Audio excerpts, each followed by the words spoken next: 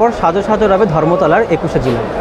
কলকাতার রাজপথে যে 13 জন তরতাজা যুবকের প্রাণহানি হয়েছিল, সেই মুহূর্তে মুখ্যমন্ত্রী মমতা বন্দ্যোপাধ্যায় মহাকরণের ডাক দিয়েছিল। তার স্লোগান ছিল no identity card no vote. তবে সেই দিনের যে ছবিটা আজও পর্যন্ত 21শে জুলাই প্রতিটি মানুষের কাছে অজানা নয়। তবে এবছর গণতন্ত্র শ্রেষ্ঠ নির্বাচনের পর মুখ্যমন্ত্রী মমতা বন্দ্যোপাধ্যায় কোথাও কোনো বিজয় মিছিল করতে দেয়নি, কারণ এবছর 21শে জুলাইয়ের সভার তাৎপর্য থাকবে অন্যরকম। তবে এই মুহূর্তে রয়েছে শিয়ালদহ সেকশনের আইএনটিটিউসির হকার্স ইউনিয়নের সভাপতি বাপি ঘোষ মহাশয়। আমি তার মুখ থেকে জানবো যে এবছরের 21শে জুলাইয়ের তাৎপর্যটা পূর্ণটা কতটা। আমাদের সৈনিকরা প্রস্তুত সর্বদাই থাকে। 21শে জুলাই অন্যতম দিন। আমরা ভাবি আমাদের পরিবারের লোককে হারিয়েছি, অনেক বেদনা, অনেক কষ্ট, অনেক দুঃখের দিন। 1993 সাল 21শে জুলাই তরতাজা যুবক 13 জন শহীদ হয়েছে, শতাধিক লোক গুলি খেয়েছে, বিভিন্নভাবে ঘাত প্রতিঘাতে নিয়ে তারা বাড়ি গেছে। তাই এবার 21শে জুলাই আমার দলনেত্রী নির্দেশ আছে, আমরা অনেক ভালো ভোটে জিতেছি লোকসভা এবং 4টে বিধানসভায়। কিন্তু দিদিমণি বলেছে 21শে জুলাই যেমন আবেগ ঘনীভূতর দিন, তেমনি 21শে জুলাই আনন্দের দিনে বছর। আনন্দটা কোথায় করব? আনন্দটা করব যাদের প্রাণ বলিদান হয়েছিল তাদেরকে সঙ্গে নিয়েই আনন্দ করতে যাই। তাদের পরিবারকে আমরা যে ভুলিনি এবং তাদের শহীদের জন্য আজকে আমরা রাজ্যে ক্ষমতায় আসছি। দিদিমণি তাদের ভুলিনি, প্রত্যেকের বাড়িতে চাকরি দিয়েছে, প্রত্যেককেই কর্মসংস্থার ব্যবস্থা করে দিয়েছে। তো এবার দিদিমণি বলেছে যেমন দুঃখের দিন তেমনি তাদের সে আনন্দেরও দিন আমাদের। তাই 21শে জুলাই আমরা পায়ে পা মিলিয়ে লোককে সঙ্গে নিয়ে আমি শ্রমিক শ্রেণী সংগঠন করি, শ্রমিক শ্রেণীরা প্রত্যেকেই যাবেন, তাদের কর্ম ব্যস্ততা রেখেও যাবেন। আমরা কিন্তু শ্রমিকরা একটা অর্ডার আছে দিদিমণির এবং আমার শ্রমিকের রাজ্য সভাপতির, যে কেউ জানি কারোর কাজ নষ্ট করে না যায়। কিন্তু এটা এমন একটা আবেগের দিন, শ্রমিকরা বলছে আমার কাজ চাই না, আমি 21শে জুলাই ধর্মতলায় যেতে চাই। সাধারণ মানুষ, বাংলার খেটে খাওয়া মানুষরা প্রত্যেকেই পায়ে পা মিলিয়ে 21 তারিখ ধর্মতলায় যাবেন, জনসমুদ্র আকার নেবেন। প্রতিবারের 21শে জুলাই রেকর্ড প্রতিবারই ভাঙেন মমতা ব্যানার্জি, এইবারও ভাঙবেন। তার জন্য মমতা ব্যানার্জি প্রস্তুত। মমতা ব্যানার্জির যারা আমরা সৈনিক, ট্রেড ইউনিয়নের সৈনিক, আমরাও প্রত্যেকে প্রস্তুত। আপনারা নিশ্চয়ই দেখেছেন আমরা সবাইকে আলোচনা করছি, বিভিন্নভাবে অধ্যায় নিচ্ছি। আমরা প্রত্যেকেই পায়ে পা মিলিয়ে জনসমুদ্র আকার নেব কাল 21শে জুলাই। 1993 সন 21শে জুলাই। সত্য হলো আমি সেদিন ছিলাম ধর্মতলায়। আমার নিজের ভাইয়ের মানে দল যারা করি, যারা সেই আন্দোলনের সংগঠন, সবাই আমার মায়ের পেটে ভাই নেওয়া হলো ভাই। তারা দলীয় সৈনিক মানেই ভাই। তাদের রক্তাক্ত দেহ আজও মনে চোখ বন্ধ করলে পুরো মনে পড়ে। এনআরএস হসপিটাল, মেডিকেল কলেজে ধরুন যার সন্তান 21শে জুলাই আন্দোলনে গিয়েছিল, no identity card no vote, তার মা পথে চেয়ে বসেছিল আমার ছেলেটি রাত্রে বাড়ি ফিরবে আন্দোলন সেরে, কিন্তু আসেনি। কারোর স্বামী গেছে আন্দোলনে, তার বউ ঘরের দরজায় বসে আছে, আমার স্বামী আন্দোলন করে ফিরবে, সে হয়তো ঘরে ফেরেনি। কারোর সন্তান সে হয়তো এই 21শে July no identity card no ভোটের বা 14টা দফা ছিল, বেকারত্বের জ্বালা, এগুলো নিয়ে যারা আন্দোলনে গেছে অনেকেই রাতের পর রাত জেগেছিল, তারা আর ঘরে ফেরা হয়নি। আমরা হসপিটাল, মর্গ, বিভিন্ন প্রান্ত খুঁজেছি, খুঁজে নিজের আত্মীয় পরিজনকে খুঁজে বের করেছি। এই ঘনীভূত দিনটা আপনি বললেন আমি ভ্রাক্রান্ত হয়ে যাই, আমার বিবেক দংশায়, কথা বেরোয় না। কারণ সেই দিন আমি স্পটে ছিলাম এবং কাছ থেকে দেখেছি নৃশংসতা কাকে বলে, সিপিএমের অত্যাচার কাকে বলে, পুলিশের গুলি কাকে বলে, নিরীহ তরতাজা প্রাণগুলো চলে গেল। সেই দিনের কথা আর ভাষায় বলা যায় না।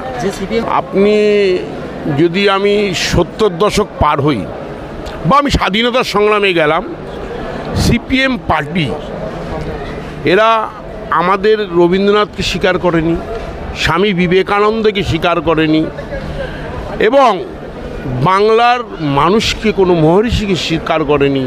তারা মার্কস, লেনিন, মার্কিন সাম্রাজ্যবাদ করেছে। মার্কিন কাপড় গায়ে দেয় না, মাথায় দেয় আমাদের বাংলার মানুষ তথা ভারতবর্ষের মানুষরা জানেন না। তারা বলেছিল গণতান্ত্রিক বিপ্লব, তারা বলেছিল বিভিন্ন আন্দোলন, কিন্তু আমরা কোনো আন্দোলনই দেখিনি। তাদের জন্য যারা আমরা আজকে বার্ধক্যে আসছি, যুবক যখন ছিলাম তাদের জন্য আমাদের এখানে কম্পিউটারটা আসতে পারেনি। বাংলা পিছিয়ে গেছে। 34টা বছর শাসনকালে বাংলায় বলুন সাইবারি হয়েছে, বাংলায় বলুন বিজন সেতুর উপর আনন্দমার্গী হত্যা হয়েছে। আপনি যদি আরেকটু পিছিয়ে চলে যান, কালাহান্ডি আপনি জানেন কত যুবকের প্রাণ হারিয়েছিলেন। এরা উদ্বাস্তুদের নিয়ে সমান তালে খেলে গেছেন, উদ্বাস্তুদের কোনো উন্নয়ন করেনি। জ্যোতিবাবু তখন উদ্বাস্তুদের নিয়েই খেলেছিলেন। আমরা দুর্দিনের কথা জানি, তখন রেশনিং ব্যবস্থা ভালো ছিল না। আমরা সারা রাত বসে বসে রেশনের লাইন দিতাম। 72 পয়সা কেজি চাল, মোটা চাল, যেটা ভিজিয়ে রাখতে হতো 2 দিন আগে, 3 দিনের দিন সিদ্ধ করে আমরা খেতাম। আমরা দেখেছি তখন পড়ালেখা করতাম, 3 দিন 4 দিন 5 দিন লোডশেডিং, কোনো কারেন্ট নেই। আমরা এসব অনেক দেখেছি। আমরা স্কুলে ভর্তি হতে গেলে তখন যদি এসএফআই না করা যেত তাহলে স্কুলে ভর্তি হতে পারতাম না। আমি যে বাপি ঘোষ, আমি আপনাকে একটা হক করে বলতে পারি, আমার বাবা ট্রাম কোম্পানিতে কাজ করতেন। তখন ট্রাম কোম্পানিতে নমিনি প্রথা ছিল। দুর্ভাগ্য হলো সত্যি আমি সেই চাকরিটা পাইনি, অপরাধ কংগ্রেস করার অপরাধে। এই আমি সাক্ষী হিসেবে বলছি আপনাকে। বঞ্চিত। আমি ইন্টারভিউ দিয়েছি, আমি ভেরিফিকেশন আসবে, আমার ইন্টারভিউ, আমার মেডিকেল হয়েছে, তারপরে চাকরি নষ্ট হয়েছে। আমার বাবা তখন ট্রাম কোম্পানিতে ঢুকেছিলেন 1947 নভেম্বরে। আমার যতটুকু ধারণা বাবার ব্যাচ নাম্বার ছিল 2536 রাজাবাজার। আমি পাইনি চাকরি, দুর্ভাগ্য। কিন্তু আমি দেখেছি সেই সময় যারা বামপন্থী বন্ধুরা ছিল তাদের চাকরি হয়েছে। আমি কংগ্রেস করার অপরাধে আমার চাকরি হয়নি, আমি বেঁচে নিলাম হকারি। আমি সিপিএমের সরকারি দিয়েছিলাম, বহুদিন বাড়িঘর ছাড়া ছিলাম, বহুদিন বিভিন্ন সময় বিভিন্ন নেতাদের শেল্টারে ছিলাম। অপরাধ কংগ্রেস, অপরাধ তৃণমূল। আমার এলাকার জনগণ বারবার বলছে বাপিকে তো আমরা কোনো বাজে কিছু দেখি না, কিন্তু অপরাধ যেহেতু দল করি, সেই শোষণ যদি দেখে মানুষ, আমার মনে হয় ইংরেজকেও হার মানিয়েছিল। বা আমরা যদি হিটলারের জমানা যাই, হিটলারের যে স্বৈরচারীকেও হার মানিয়েছিল সিপিএম সরকার। আর এখন বিজেপি, আপনারা জানেন 121 কোটি টাকা এবার লঞ্চ করেছে যে বিজেপি সরকার, ক্যাশ টাকা দিয়েছে। তার মধ্যে বড় বড় মিছিল, মিটিং বা ফ্লাইট ভাড়া এইসব ভাড়া ছিল না। কিন্তু দেখা গেছে যারা বিজেপিটা করে তারা প্রফেশনাল, তারা গিভ অ্যান্ড টেক। আমরা যেরকম দলটাকে রক্ত দিয়ে করি, যদি আজকে মমতা ব্যানার্জি রক্ত দিতে হবে, আমি ঝাঁপিয়ে পড়ব রক্ত দেওয়ার জন্যে। কিন্তু বিজেপি যারা করে তারা টাকা ছাড়া কিছু বোঝে না। বুথে বসবো 10,000, মিছিলে যাব 2,000, পোস্টার মারবো 5,000। কিন্তু আমরা বাড়ির দুটো সাধারণ খাবার খেয়ে পোস্টার মারি, মিছিলে যাই, মিটিংয়ে যাই, মমতা ব্যানার্জির কথা শোনার জন্যে পাগলের মতো, উন্মাদের মতন দৌড়াই। এইটাই হচ্ছে আমাদের তৃণমূল কংগ্রেস দল। বাংলাদেশের যেটা করতে চাইছে এটা আমার ব্যক্তিগত মতে আমার পছন্দ না। কারণ আপনারা জানেন বাংলাদেশে মুক্তিযোদ্ধা, স্বাধীনতা সংগ্রামী বলে আমাদের, যাদের ওদের মুক্তিযোদ্ধা বলে, তাদের একটা কোঠা ছিল 39%। কিন্তু তারা দীর্ঘদিন যাবৎ দেখা যাচ্ছে তার বাবা পেয়েছে, ছেলে পেয়েছে বা পরিবার পেয়েছে। যারা ছাত্ররা আন্দোলন করছে তারা একটা কথাই বলছে যে এই কোঠাটাকে বাদ দিতে হবে। তাদের আন্দোলনটা রিজনেবল আছে, তাদের আন্দোলনটা খুব খারাপ। আমার একটা ব্যক্তিগত মত, তাদের আন্দোলন রিজনেবল এই কারণেই যে একটা ধারাবাহিকভাবে বংশ পরক্রম চলতে পারে না, এটাকে একটু রোধ করা দরকার। নিশ্চয়ই থাকুক, সেটা 39 জায়গায় 8% হোক, তাহলে সমান্তরালভাবে সবাই থাকবে। এবং বাংলাদেশ আজকের যে আমি এই মুহূর্তের অবধি খবর পাচ্ছি অনেক শান্ত পরিবেশ আসছে, কিন্তু 32টা ছাত্র হত্যা হয়েছে, তার বিরুদ্ধে আমি নিন্দা প্রকাশ করি।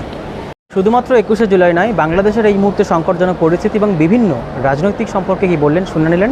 এরকম আরও খবরের জন্য আপনার চোখ থাকুক জনতার কণ্ঠের পর্দায়। ক্যামেরায় সমরেশ চক্রবর্তীর সঙ্গে স্বর্ণদেশের রিপোর্ট, জনতার কণ্ঠ, চোখ রাখে খবরে।